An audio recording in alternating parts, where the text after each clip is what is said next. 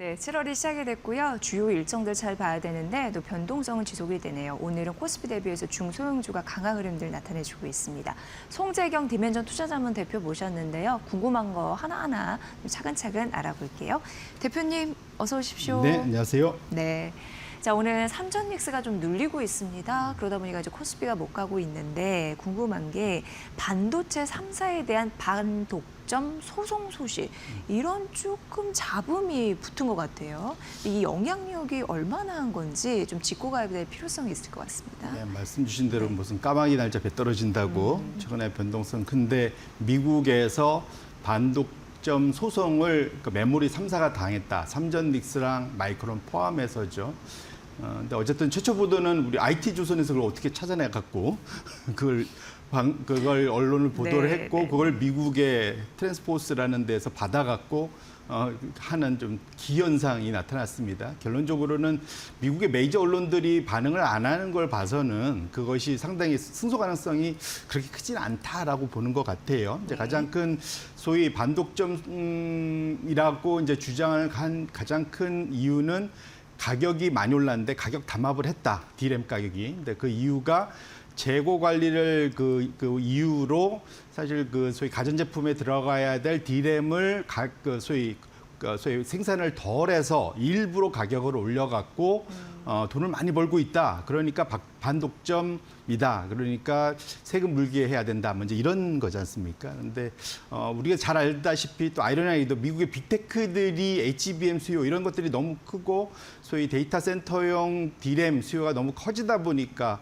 상대적인 상황이 발생한 걸 우리가 너무 잘 알고 있는 상황이라서 네.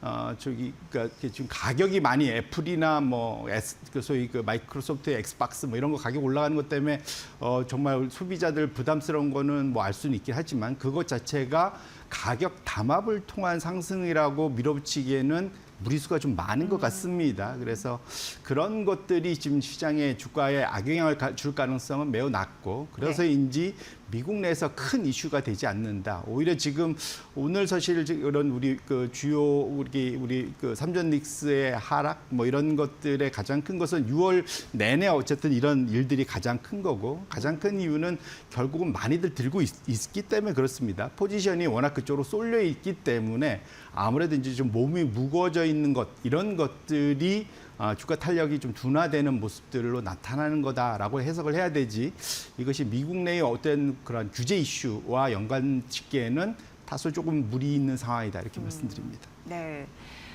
그리고 이제 삼성전자, SK하이닉스가 대규모 투자를 발표를 했잖아요. 근데 글로벌 전반적으로 봤을 때 공급 증가에 영향을 미칠 것이다. 이런 의견이 있었습니다. 이에 대한 팩트 체크 필요해 보입니다. 말씀 주신 대로 이제 이게 공급이 그 대규모 투자라는 것은 결국 그 의미하는 것은 향후에 공급이 엄청 늘어날 거다. 그러면 결국 공급이 늘어난다는 것은 가격이 급락할 수 있는 과거에도 그런 것들을 많이 봐왔기 때문에 당연히 그 걱정을 할 수밖에 없는 그런 주제인 것만은 분명하다 보셔야 될 것 같은데 1차적으로는 말씀 주셨던 이번에 그 28일 날 발표됐던 대규모 투자, 대국민 보고에서 나왔던 내용들은 1차적으로 정말로 장기 프로젝트들입니다. 네.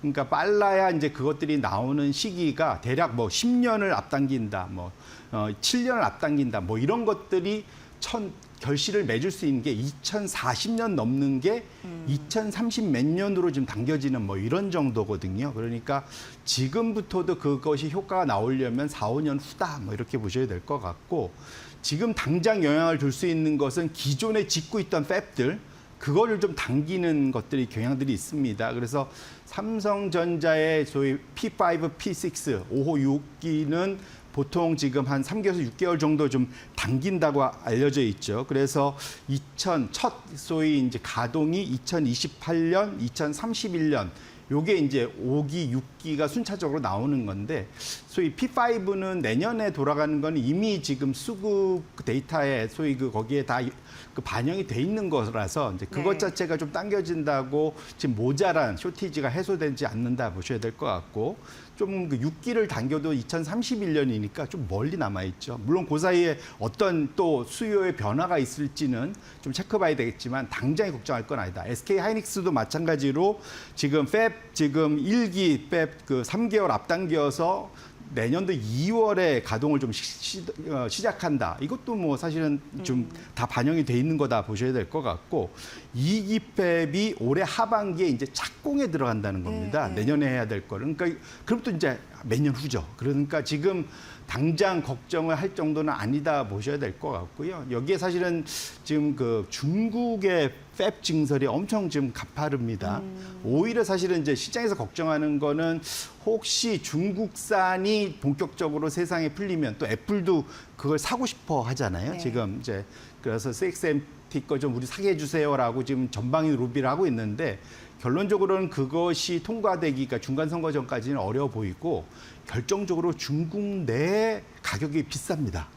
그러니까 중국 내 수요도 커버하기 어려워서 지금 메모리 3사, 삼전닉스와 마이크론의 평균 지금 고정거래가 대비 CXMT, 그 창신 메모리의 가격 격차가 5에서 10%도 안 된다는 걸로 알려져 있습니다. 그 얘기는 중국이 결코 가격 이전과 같은 가격 경쟁을 할 정도의 상황이 아니고 두 번째로는 그들도 이제는 장기 계약을 맺고 있다고 해요. 내부에서 알리바바나 이들과도. 그렇게 놓고 본다면 소위 중국을 포함한 메모리 업체들의 공급이 타이트한 상황은 적어도 내년 내후년까지는 지속될 거라고 그거와 관련해서는 크게 걱정을 안 하셔도 되지 않을까라고 저는 생각하고 있습니다. 네.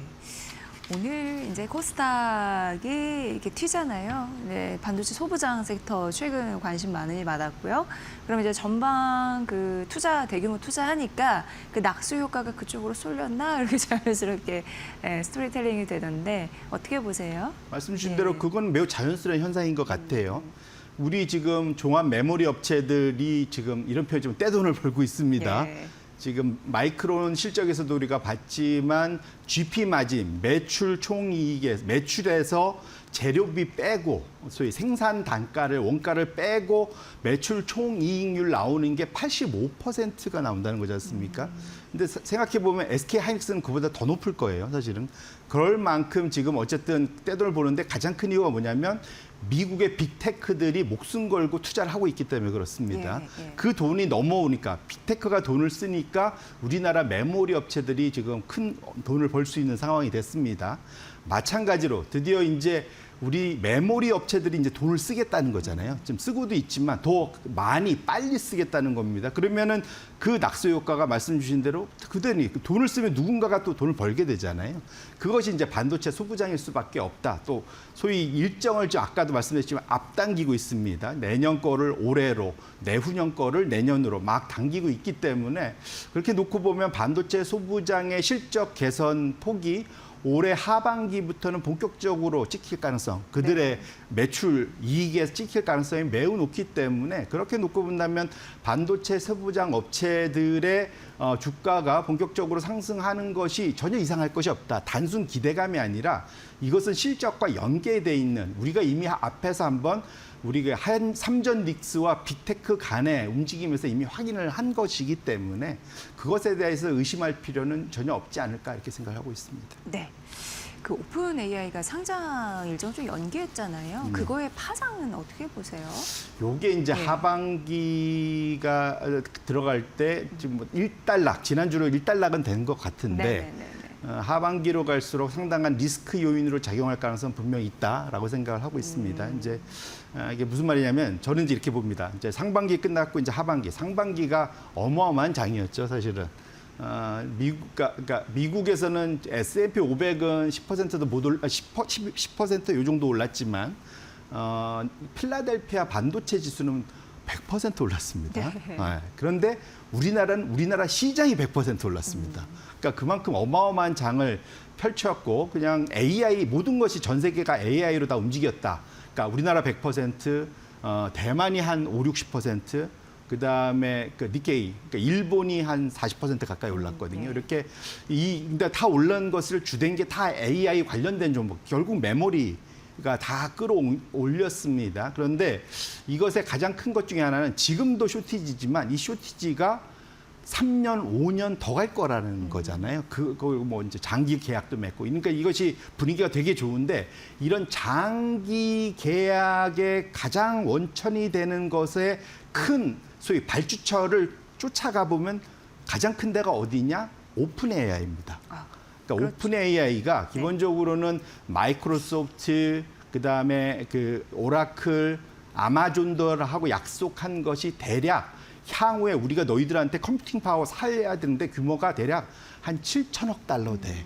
어마어마한 돈이죠. 네. 7천억 달러. 그러니까 지금 올해 지금 메모리 업체 그 빅테크 소위 하이퍼 스케일러 4개사, 5개사가 전체가 투자하는 거만큼의 규모거든요. 그러니까 오픈AI 혼자 발주하고 있는 게 그 정도다. 그러니까 보니까 차트에 보시면 마이크로소프트, 그러니까 오라클의 좀 붉은색으로 표시되어 있는 이 부분이 오픈AI가 발주한 규모입니다. 예. 그러니까 거의 지금 향후 엄청나게 물려있는 컴퓨팅 파워 발주의 절반이 오픈AI고요. 구글은 근데 오픈AI한테 받지 않았습니다. 그러니까 엔트로픽한테만 주로 많이 받고 있고 아마존은 한 4분의 1 정도 받고 있거든요. 그런데 이것이 오픈AI가 제일 걱정이 뭐냐? 지금 계속 적자는 늘어나고 있는데 워낙 투자를 많이 하다 보니까 근데 IPO 해갖고 돈 땡겨갖고 우리한테 발주를 더 해야 되는데 IPO가 늦어진다? 그러면 이게 자금 조달이 원활하게 되겠어? 거기서 막힌다고 생각하는군요. 예, 그럼 그게 막히면 그러면 그 뒤로 이제 메모리 업체한테까지 연결이 다 되겠죠. 그래서 지금 올해 내년까지의 이슈라기보다는 이거는 3년, 5년 그림에서 오픈 AI의 IPO 상장이 상당히 중요한 상황이 됐다. 그래서 지금 주가도 확실하게 오픈 AI에 기댄 종목들 주가를 보시면 마이크로소프트, 오라클은 지금 연초 대비 마이너스 20%. 이게 아마 빅테크 사상 이렇게까지 주가가 특히 마이크로소프트는 하락한 적이 없습니다. 정말로 10년 만에 가장 싸다라고 할 정도고 상대적으로 오픈AI 덜 기대고 있는 알파벳과 아예 안 기대고 있는 알파벳은 그래도 이제 한 지수 근처까지는 상승을 했고 아마존은 그냥 보합 정도. 이게 결론적으로는 오픈AI의 영향력이 얼마나 큰지 뭐 100% 다는 아니겠지만 상당히 주가 흐름에서 갈라놓은 상태가 됩니다. 그래서 우리 메모리 업체들 투자 우리 국내 입장에서는 삼전닉스 반도체 소부장이 중요한데 결국은 이것의 근원 그 돈의 출처를 찾아가면 오픈 AI까지 간다. 그래서 그들이 앞으로 어떻게 자금을 조달할지를 잘 챙겨볼 필요가 있을 것 같고요. 이번 2분기 실적 시즌 들어갑니다. 네. 이번 실적 시즌에 오픈 AI는 비상장이라 직접 아무도 못 물어보죠. 누구한테 물어볼 거냐? 마이크로소프트하고 오라클한테 물어보겠죠. 너희들 지금 오픈 AI하고 이 발주 수주 잔뜩 남은 거 어떻게 이거 정말 실현 가능하겠어? 라는 질문이 지금부터 계속 나올 것이라서 그것 자체는 단순히 저 마이크로소프트 오라클의 주가만에 영향을 미치는 것이 아니라 그것이 결국은 메모리 삼전 닉스한테도 영향을 미칠 수 있기 때문에 그것을 꼭 챙겨볼 필요가 있겠다 이렇게 말씀드립니다. 네. 그리고 이제 경제 지표도 신경 써서 보셔야 되는데 이번 고용 보고서가 발표가 됩니다. 굉장히 중요한데 만약에 이제 고용이 견조하게 되면 금리 인상에 대한 기조 이런 부분을 봤을 때 조금 더 확실해질 수 있는 거잖아요. 그러니까 금리가 굉장히 경제 주식 시장에서는 굉장히 기초고 모든 걸 흔들 수 있는 요소인데 변화의 방향의 발음만 어디로 갈 수 있을지 관건입니다. 어떻게 보세요? 아까 말씀드린 대로 첫 번째는 AI의 그 자금 조달 상황이 상당히 중요한데 이제 그것과 연계가 다 되는 거죠. 그걸 포함해서 전 세계에서의 유동성, 글로벌 소위 그 자금 조달 분위기 이런 것들이 상당히 중요해지는 하반기가 될 텐데요. 거기에 뭐니 해도 연준의 기준금리 방향성이 상당히 중요할 거다. 그래서 아마 오늘 밤인가, 그러니까 오늘 그 오후쯤에 이제 미국의 유럽의 신트라, 소위 유럽의 소위 잭슨홀 같은 거죠. 중앙은행장들이 모여서 회의하는데 워시가 지금 나섭니다. 그래서 거기서 뭔 얘기를 할지에 대한 다들 워시의 입에 지금 주목을 하고 있습니다.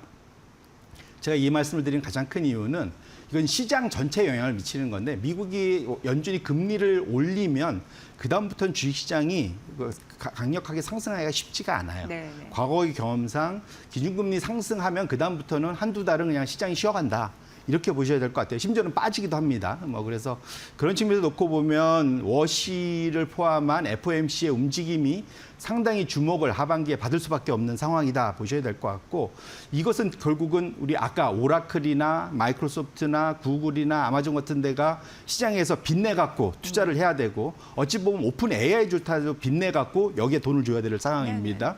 이 빚을 잘 낼 수 있는지가 상당히 관건이 됩니다. 그래서 첫 번째는 워시의 입과 FOMC의 기준금리 중요한데 두 번째로는 크레딧 마켓입니다. 신용시장. 결국은 채권을 발행을 해야 될 텐데 웃돈을 얹어주는 걸 보통 국채금리에다가 웃돈을 얹어주는 것을 신용 스프레드라고 보통 표현하거든요. 왜냐하면 정부보다는 너희들이 위험하니까 그렇게 얘기하는데 다행스러운 건 지금까지는 미국과 유럽 모두 이 점선입니다.